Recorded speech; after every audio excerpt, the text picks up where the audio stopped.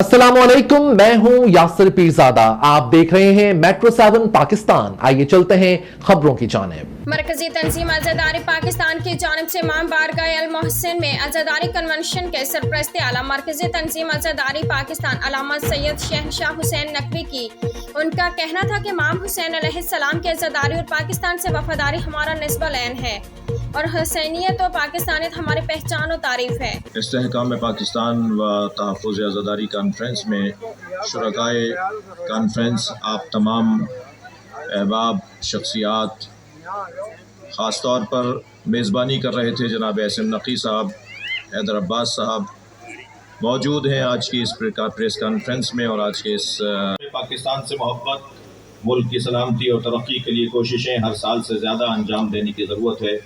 इस हवाले से तमाम अफराद अपना किरदार अदा करेंगे।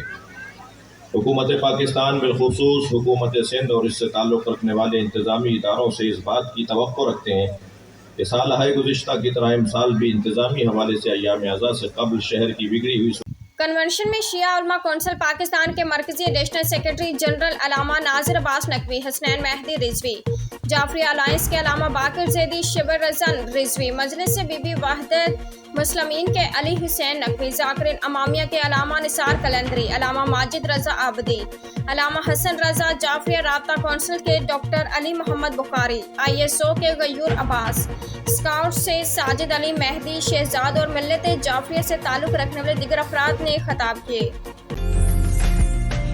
उम्दा में पकाएं और जी भर के खाएं।